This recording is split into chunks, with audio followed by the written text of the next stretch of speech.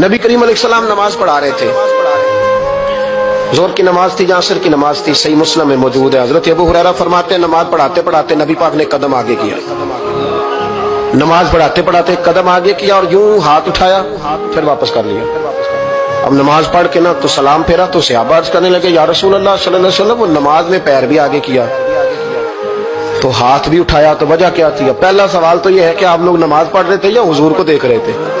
تو صحابہ تو پہلے ہی بتاتے ہیں کہ بھئی ہم تو پہلی صف میں نماز اس لیے پڑھتے تھے کہ نماز بھی ہوتی رہتی تھی اور چپ کے محبوب کی دید بھی ہوتی رہتی۔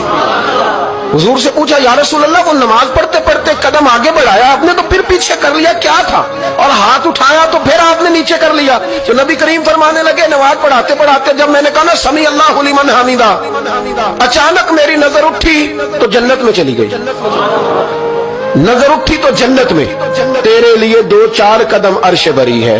تو محبوب فرماتے ہیں جب میری اوپر نظر گئی نا تو میں نے دیکھا کہ انگوروں کا ایک خوشہ لٹک رہا ہے جنت میں، تو میں نے ہاتھ بڑھایا کہ توڑ لوں۔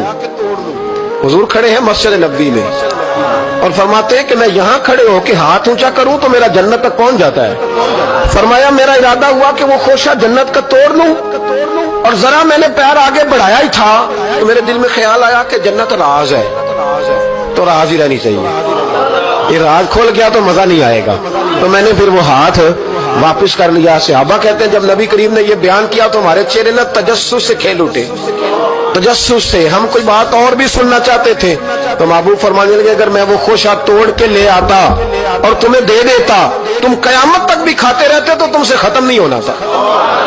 یہ صحیح مسلم کی حدیث ہے۔ او بھائی میرے رسول کریم کے واقعہ معراج پہ شکوہ کرنا، کہنا سمجھ میں نہیں آتی کیسے گئے تھے، تو جو چاہے تو ہر شب ہو مثال شب اسرا، اس لیے کہ تیرے لیے 2-4 قدم